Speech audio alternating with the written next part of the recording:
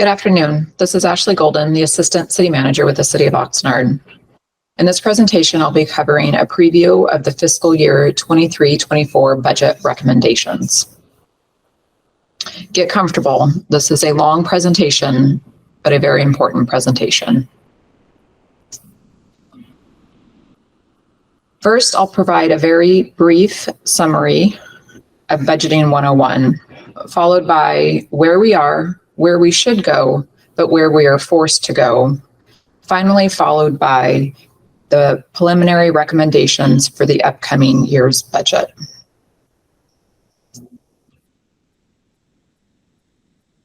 People often say, we pay taxes, but where does our money go? So let's talk about that over the next couple slides. The most common tax people think of is their income tax, but I want to be clear, state and federal income taxes do not come to the city. For example, as shown here on the screen, a $40,000 salary, you'd keep about $36,000 of that. You'd pay over 7.5% of it to the federal government and just over 2% of it to the state government. None of the income tax paid comes to the city of Oxnard for revenue. So if no income tax comes to the city, what taxes do come to the city? Well, one of the large ones is property taxes. The city receives about 31% of our revenues from property taxes each year. On this slide, you have an example of property taxes which residents that own property within the city would pay. As you can see on the screen, the largest portion of that tax goes to the schools, followed then by the county. The city actually only receives just over 17% of the property taxes paid. So when you see that property tax bill, no, it's not coming directly to the city of Oxnard. For example, if a resident pays $5,000 property tax bill, the city is only receiving about 880 of those dollars. Another large portion of our revenue comes from sales tax. Now that's closer to about 50% of our revenues. It's actually 47% of the revenues comes from sales tax. Effective April 1st of 2021, the sales tax in Oxnard became 9.25%. But again, the majority of that does not come to Oxnard. The state gets the largest share at just under 4%, and just over 3% of that 9.25 does come to the city of Oxnard. That 3% is made up of Measure E, that's the 1.5% you see there on the screen, 1% tax, which frequently gets called the Bradley Burns, which was the name it was given when it was implemented, is 1%. Measure O, a very small portion at 0.5%, and then also a small portion of Prop 172 public safety tax comes to the city of Oxnard. Important to note on this screen is that Measure O, which is part of the 3% I mentioned, sunsets in the year 2029. At that time, our sales tax will decrease to 8.75%. And when Measure O sunsets, that equates to a loss of approximately $20 million in today's dollars of revenue to the city every year. And also keep in mind that sales tax is not paid on all goods, such as groceries and prescription drugs, utilities, and things like that. So for example, if you bought a $20 shirt, you'd pay $1.85 in sales tax, but the city's only getting about 60 cents on that $1.85. So next, let's set the context of where we are. This is an image that we've used over the last couple years' budget. And so let's walk through where we've been and where we're heading. I want to remind folks that not very long ago, literally 4 years ago, we were facing a $9.2 million structural deficit. The city council at that time had to make very difficult decisions and cuts, including laying off over 30 employees. It was a very difficult and dark time at the city and very hard decisions that needed to be made.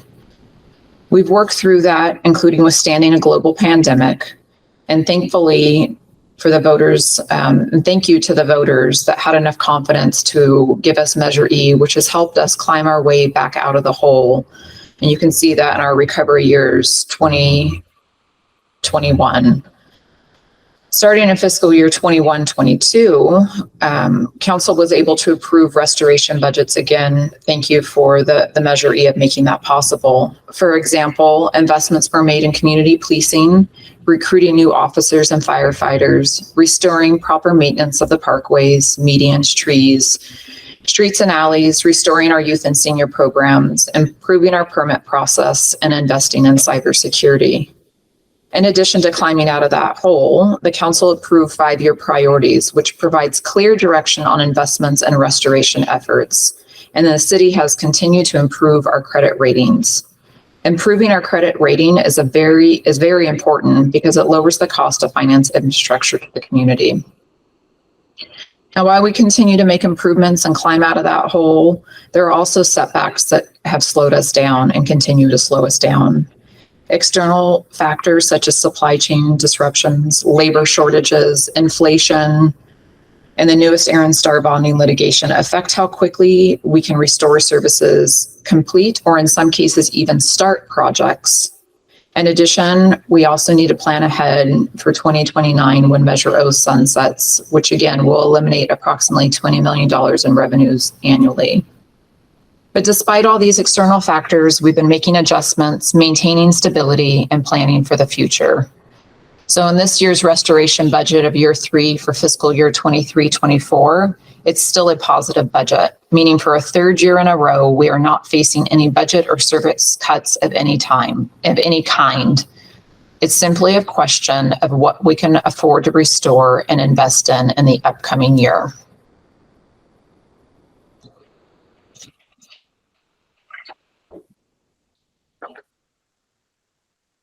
So on this slide, we're looking at the overall Standard & Poor's ratings for the city. In October 2022, the city was informed that S&P upgraded the city's issuer credit rating from an A to an A+.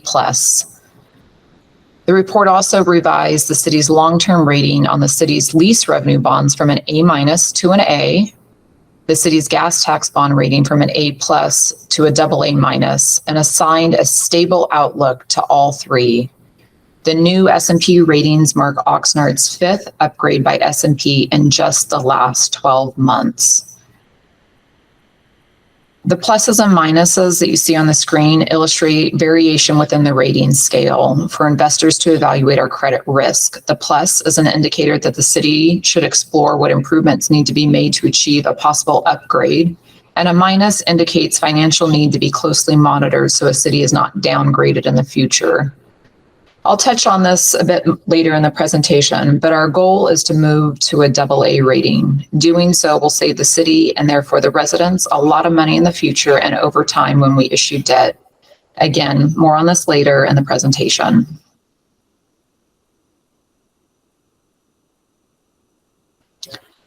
So also, those were the finances of where we are. But let's talk about where we are related to a few of the large departments within the city. I'd like to transition now into some of the progress we've made by highlighting a few of these examples. Most of this information was also presented at the February 7th City Council meeting. So if you'd like a deeper dive into it, please go and watch that video. So for the police department, a major focus has been on drug enforcement.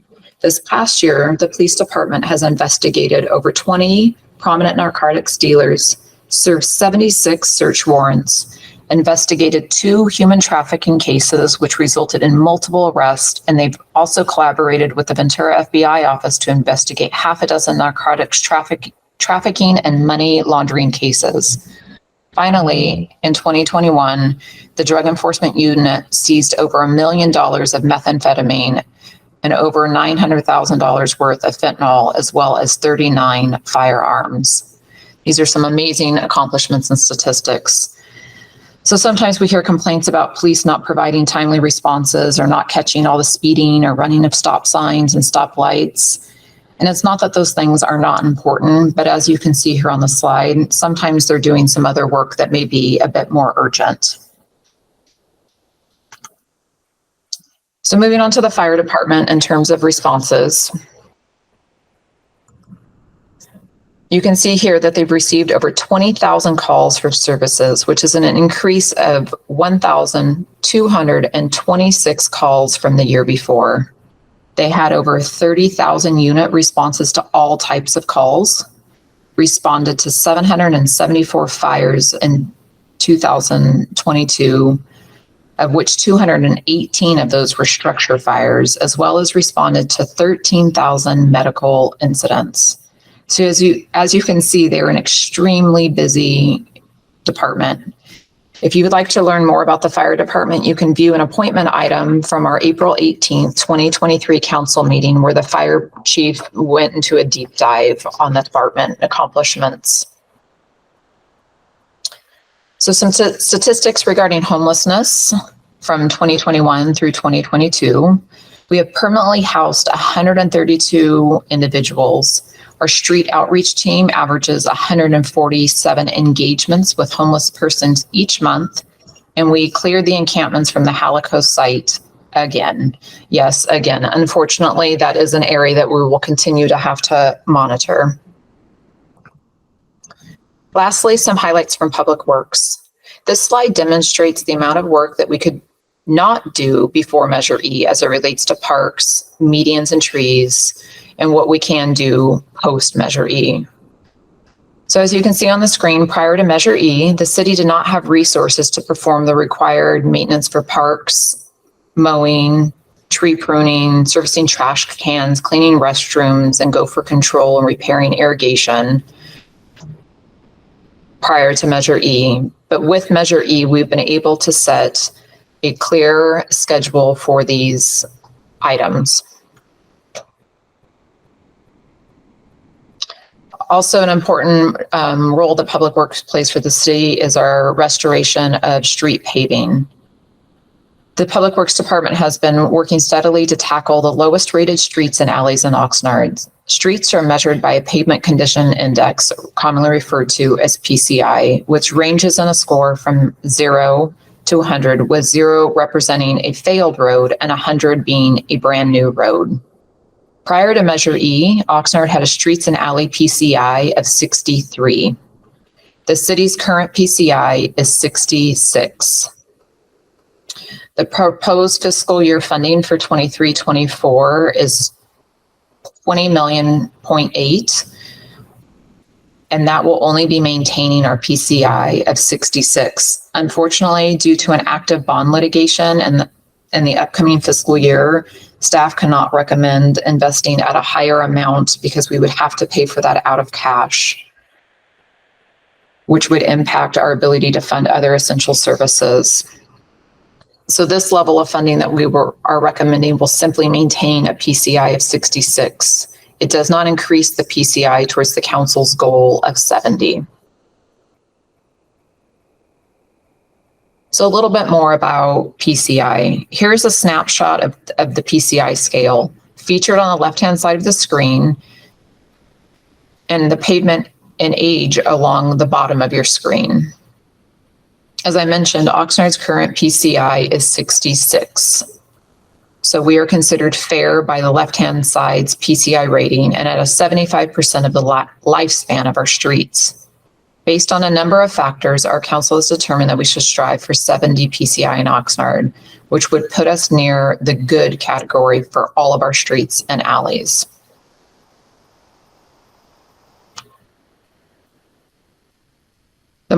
What this screen depicts is that the more money that you can invest in preventative maintenance, which is the blue box shown along the top, that you will save money on your streets in the long run. For example, for every $1 spent on preventative maintenance, it avoids spending $6 to $10 in corrective maintenance, as you can see at the bottom.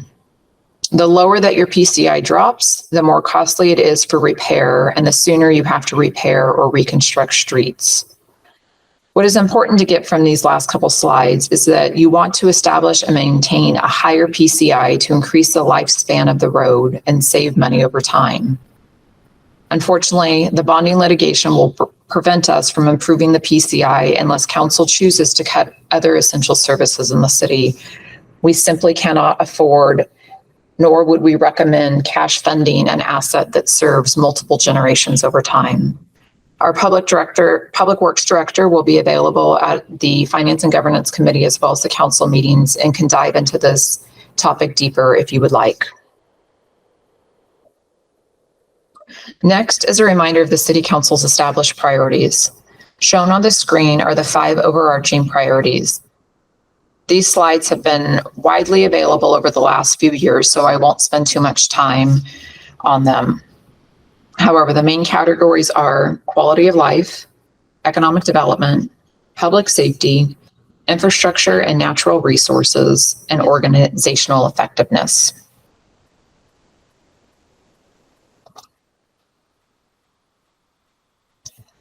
On the next couple slides, I will demonstrate where the city needs to go to meet those council priorities and restore services to our community. For example, in public safety, to restore the neighborhood police program, we would need to reinstate 9 officer positions. However, in the upcoming fiscal year, we are only recommending 1 position towards this restoration. Also, to achieve the priority of public safety, to achieve the less than 5-minute response time for the highest priority calls, we would need to increase both sworn and support staff positions. We would also need to invest in innovation towards improving fire service delivery. In a bit, I will go into the actual recommendations of the budget of how we will try to meet these goals. Also related to public safety, over the last 2 years, we've really focused on recruitments and have seen the sworn officer vacancy rate drop from 10.5% in 2021 to 4.6% as of April of 2023. As I mentioned on the previous slide, we need to restore the number of officers to support our community. We currently have 15 positions less than we did in 2015, despite the city's continual growth and increased demands. For the fire department, we continue to have fewer firefighters per 1,000 residents than the average in California. To put the Oxnard Fire Department staff on par with the state, we would need to grow our department by 75 firefighters. That is basically increasing the department by 1/3.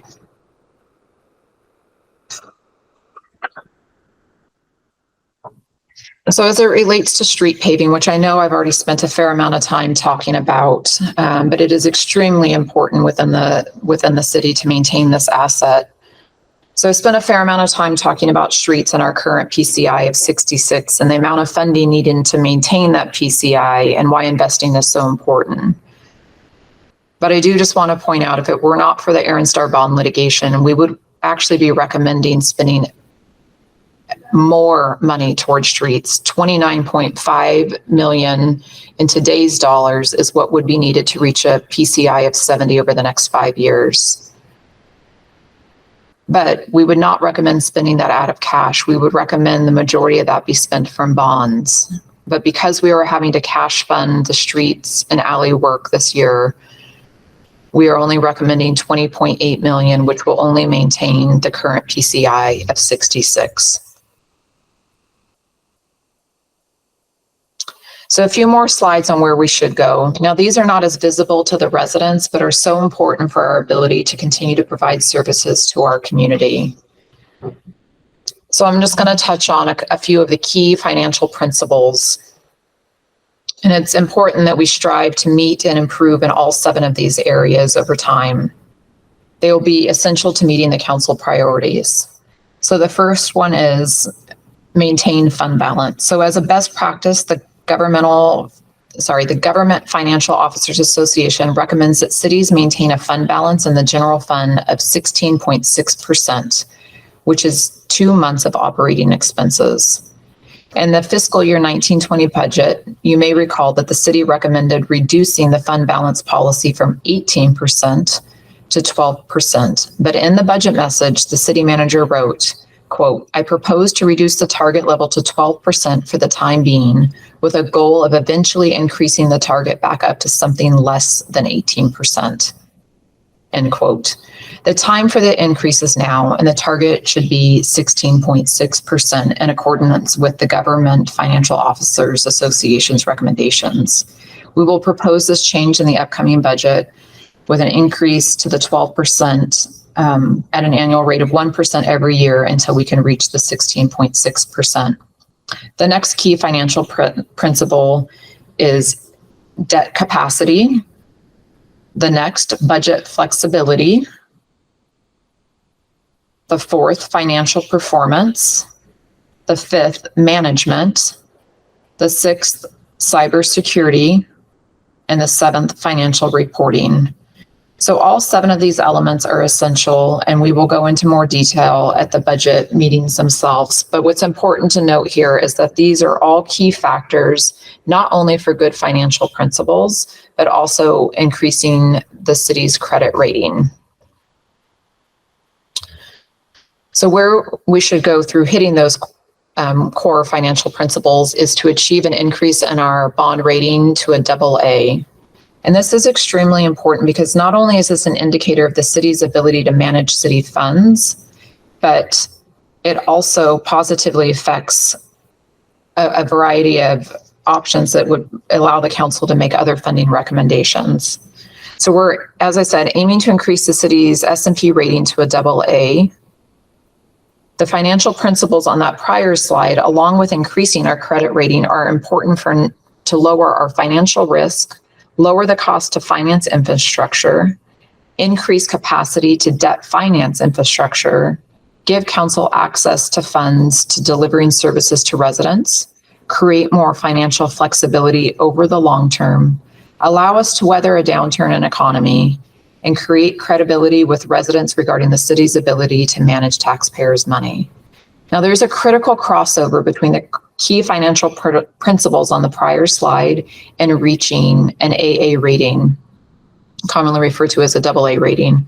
Specifically, reaching a AA requires us to consistently maintain a stable fund balance in our reserves, not exceed our debt capacity, which is our debt as a percentage of government fund revenues, increase our budget flexibility while accounting and planning for fixed costs such as debt service, pension and healthcare, and so forth. So this slide is a roadmap that we are already on to increase our S&P rating to a AA. So S&P looks at various financial indicators that illustrate a city's ability to handle economic cycles, maintain infrastructure, and continuously provide programs to residents. To this end, this is our roadmap. 2 of the 5 factors we've already shown success in, and the other 3 are underway, but are very much impacted by the bond litigation. For example, as shown on the left-hand side of this screen, thanks to the voters' approval of Measure E, we have increased our funding. Management is stable and council is adhering to their established council priorities. We are maintaining, as shown at the top of the screen, is partially underway. We are maintaining a healthy and consistent fund balance while increasing our reserves. As it relates to cybersecurity, we are continuing to invest in cybersecurity protections and continuing to invest in our information technology department. And we are managing our debt service coverage. But as I said, the bond litigation impacts our ability to maintain a fund balance when we will now have to cash fund projects that we were intending to bond for. It also cuts into available funding to further invest in our IT and cybersecurity. And clearly, when we are not able to get new bonds or refinance our bonds, our debt coverage and managing our debt will be affected. So multiple surrounding entities currently have a AA minus, AA, and AA plus S&P ratings, and those are shown on the screen here. Next, I want to get into some of the primary issues that are forcing us to confront the reality of how things are going. So I will discuss briefly the continuing issues with supply chain disruption, inflation, labor shortages, and the newest Aaron Starr lawsuit regarding bonding. The abbreviated version is these exterior forces are requiring us to shift gears, slow down, and they have shaped our fiscal year 23-24 budget recommendations. So as it relates to supply chain, here's a couple examples. For the police department, pre-COVID, vehicles took 8 months to get here. As of today, we've actually had an order in for over 2 years, and we have no estimated delivery date for 16 of our much needed replacement patrol vehicles. For fire, it used to take pre-COVID 18 months for fire truck delivery, and now we're estimating up to 38 months for the delivery, and we have already had Ford Council an order for 12 vehicles with no ability to reorder at this time. And inflation, and there's so much on the news about this, and as individuals, I know we feel this every day, but City Hall, like businesses and individuals, are feeling it as well. We must make purchases for various items and services, and those goods and services have spiked over the last year. On the screen is just a small snapshot specific to the Public Works Department, which obviously would affect some of our other departments as well, but just using this as an example. The city must purchase gas and has experienced diesel fuel costs increasing by 115%. We must also maintain our vehicles, and parts such as a brake shoe have increased nearly 95%. The cost of rubberized hot mix asphalt, which we use to reconstruct our roads, has increased by 48%. Next is labor shortage. I think it's quite known, especially in the private sector, how hard it's been for companies to hire, but this holds true in the public sector as well. The city manager took a deep dive into the labor shortage during the February 7th council meeting, so I will only touch on it briefly. This slide shows 5 recent articles. One is a publication from NeoGov, which is a government-oriented trade publication that highlighted that 20% of the state and local government agencies have reduced services to residents due to staffing shortages. In Western Cities, another government publication, the article states that at the start of 2022, state and local governments across the nation employed 695,000 fewer people than before the pandemic. So clearly, there's been an exodus from public sector as well as private sector. 2 other articles shown in the middle of the screen. In early January, the chair of the Federal Reserve, Jerome Powell, stated that as a nation, we have a structural labor shortage. He specifically talked about the baby boomer effect. Due to the Great Recession, the baby boomers didn't retire when they were expected to about 15 years ago. But what we're seeing across the nation now is that the baby boomer generation is actually retiring, and the replacement workforce is not able to replace these positions at the rate that the boomers are exiting. And the final article that's highlighted on the screen is one about Walmart and CVS announcing that they were cutting their pharmacy hours due to the staffing squeeze, which continues to be their, what they termed a pain point for the company. And finally, the other external force that we're dealing with is the bonding lawsuit, which I've touched on a couple of times. So under normal circumstances, you would use cash for everyday operations such as public safety, senior and rec services and programs, but you would bond for major multi-generational projects. This litigation holds up our needed and planned financing for $45 million worth in projects to replace the city's 30-year-old computer system, which we refer to as the Enterprise Resource Planning, or ERP, as well as repairs for streets and roadways and alleys. We can't let our streets, one of our largest assets, deteriorate further, so we must cash fund them.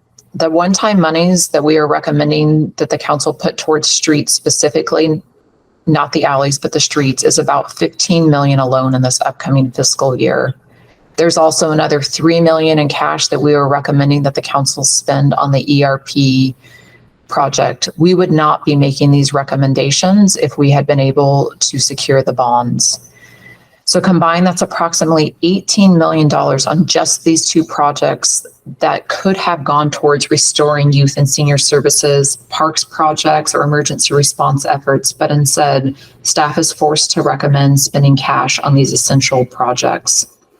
If we would have bonded for these projects, we would be paying approximately $3.1 million rather than $18 million in this first year. That's a lot of services that the community is missing out on to cash fund these projects. But not only does the lawsuit affect our ability to bond for these active projects, it affects our pending capital projects and future needs that rely on the bonds. And I've shown a few here on the screen, such as renovating senior centers and building a new senior center, the South Oxnard Aquatic Center, replacing 5 fire stations, seawall replacement in the sports park, just to name a few.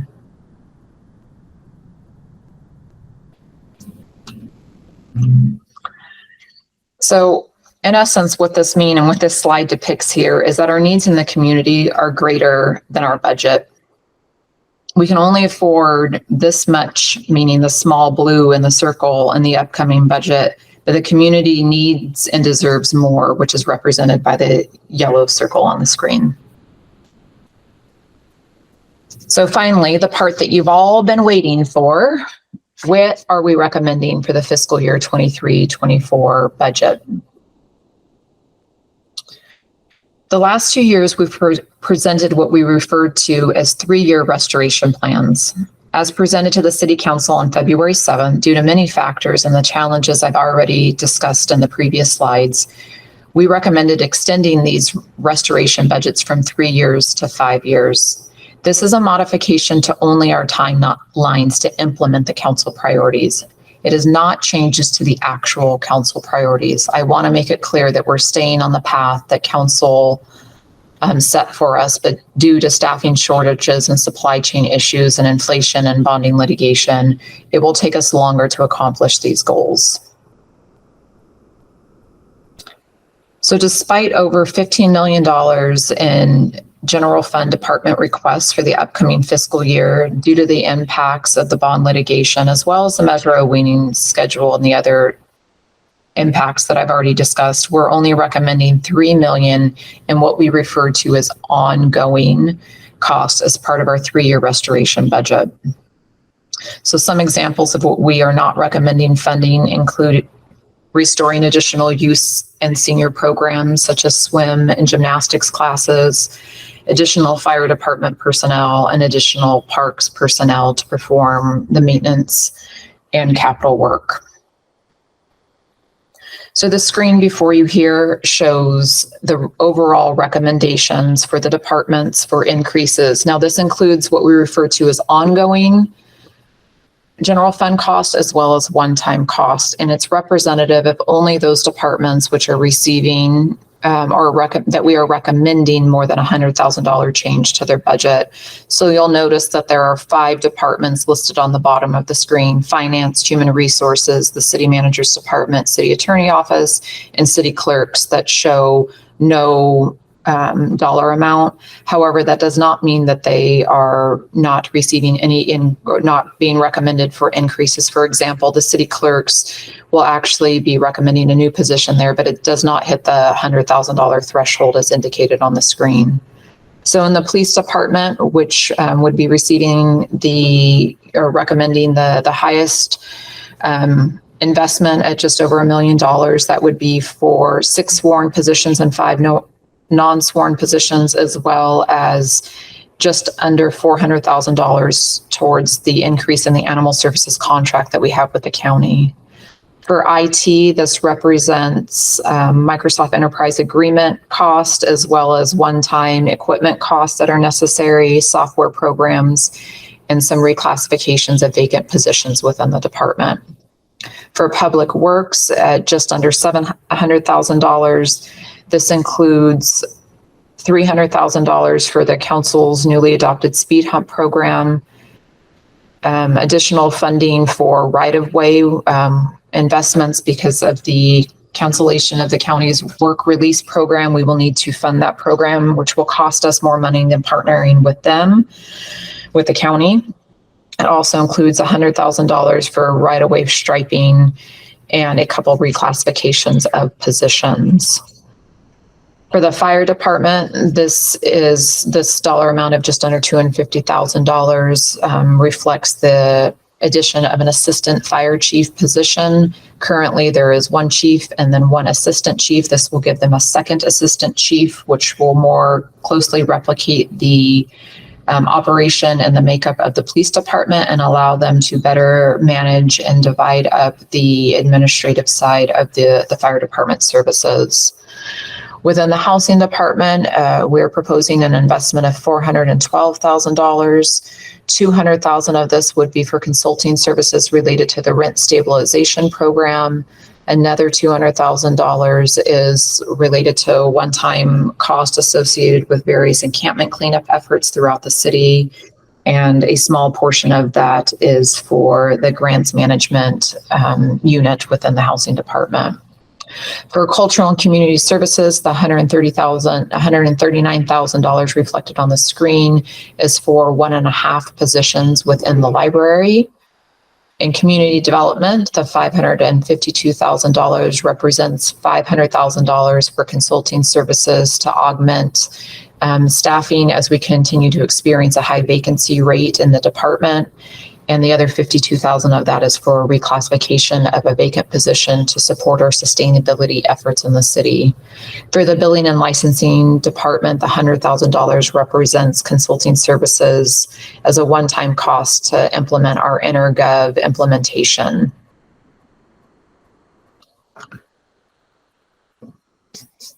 This slide represents what we're referring to as one-time monies. You heard me say a couple slides ago that we only recommended $3 million in ongoing. That means something that will continue year after year. However, we are recommending $12.4 million in what we refer to as one-time expenditures. Of that $12.4 million, $3 million is for the ERP system. Again, that was something we had planned to bond for, but with the litigation, we are not able to, so we're recommending cash funding that. $4 million is for streets. Again, we had planned to bond for those improvements, but are unable to with the ongoing litigation. $1.7 million is for our general plan and other long-range plan document updates and outreach efforts. $2.7 million is for land acquisition, which will actually be going to the City Council for discussion on May 16th. And then $1 million reflects the one-time department needs, which I covered on the previous slide. In addition to that $12.4 million in one time, we are making our final IUF payment to the city's utilities due to a lawsuit a few years ago. That final payment is $9.5 million.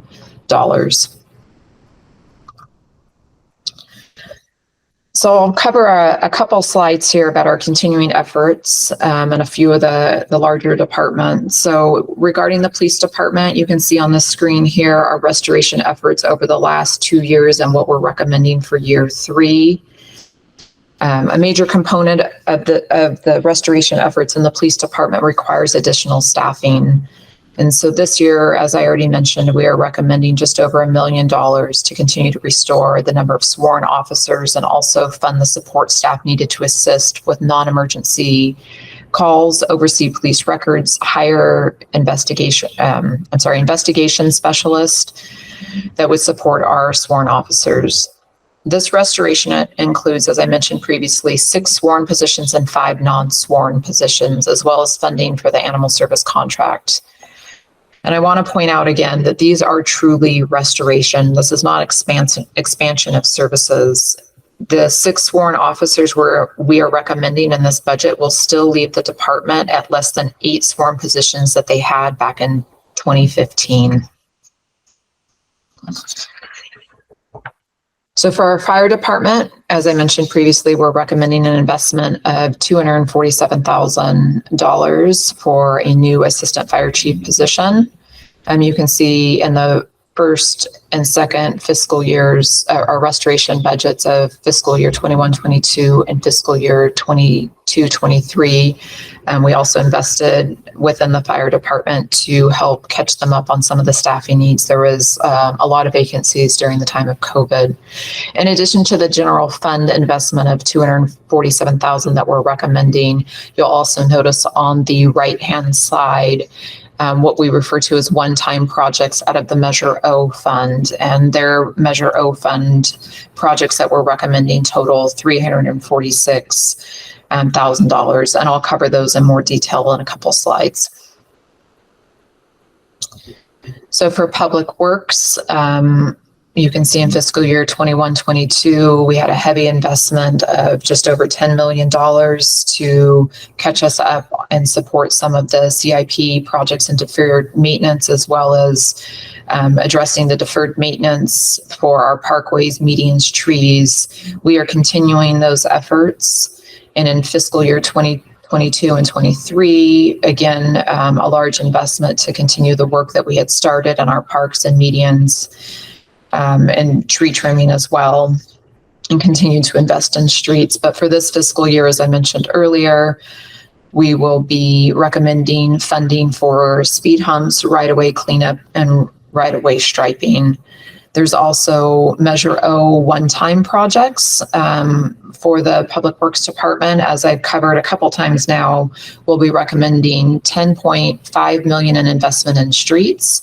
This is only because we are not able to bond for those improvements. That 10.5 was not expected to come out of Measure O in this upcoming fiscal year, but because we cannot get the bonds, we are recommending an investment of 10.5 for Measure O, in addition to the $4 million in the general fund that I covered a couple slides ago. We're also recommending $2.3 million investment in alleys. So that's $12.8 million alone out of Measure O going towards streets and alleys.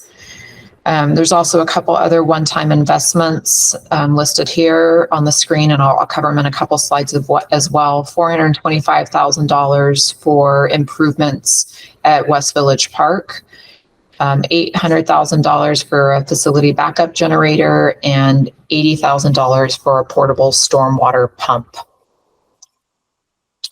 So for our IT department, and recall from the financial principles, one of those core financial principles and one of the steps within our roadmap to get to a AA rating deals with cybersecurity. So it's essential that we continue to invest in our IT department and our resiliency. So in fiscal year 21-22, we made nearly a $3 million investment into the IT department. In fiscal year 22-23, again, over $3 million into the IT department.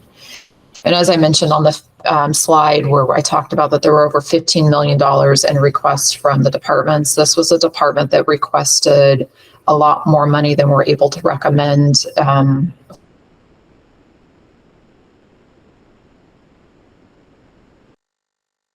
It's essential to our financial principles, but unfortunately with the bonding litigation, there's just not enough money to go around while still adhering to those financial principles. So for this year, we're recommending just under $1 million to support reclassifications, contract services, and various software and programs that we need.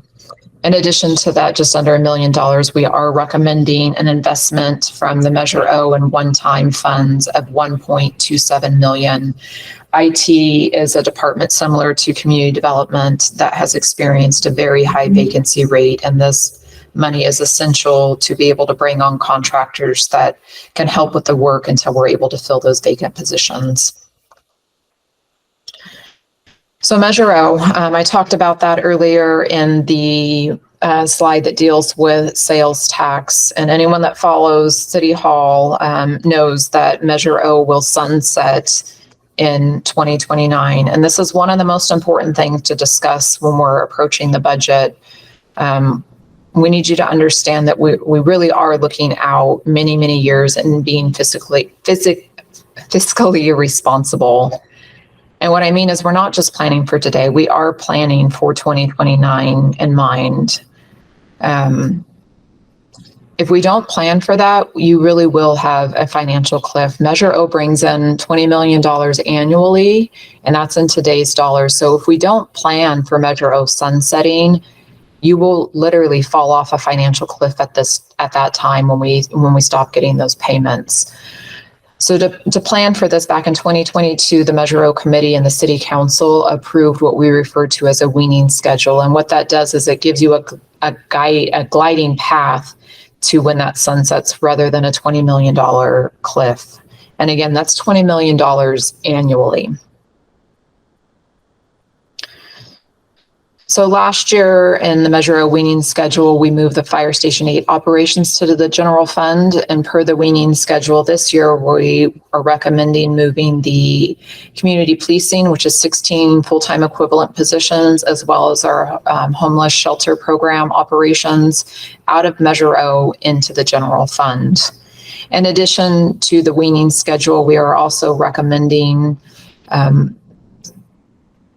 just over $15 million in one-time projects. I covered many of these on the previous slides, but just to run through them quickly, $425,000 of that would go for improvements related to the West Village Park and Brecky Elementary School, $160,000 for personal protective equipment for the fire department, $800,000 for a facility emergency backup generator, $186,000 related to the matching funds for 2 different FEMA grants, $1.27 million for IT, our information technology contractors, to help supplement staffing until we can fill those vacancies. And as I've covered quite a few times now, $10.5 million for street investments that we had previously planned to bond for, and $2.3 million towards citywide alley resurfacing projects. So on this slide, you'll see some pie charts. These show the figures that I mentioned earlier in the presentation related to sales tax and property tax. This is for only the general fund. As I mentioned, property taxes are about 1/3 of our revenues, and sales taxes, in this case, the Bradley Burns and Measure E, are just under 50%. Other revenue sources include business license and transit occupancy tax charged to hotel guests, as well as other non-tax revenues. In total, the general fund revenues are proposed to be $219.7 million.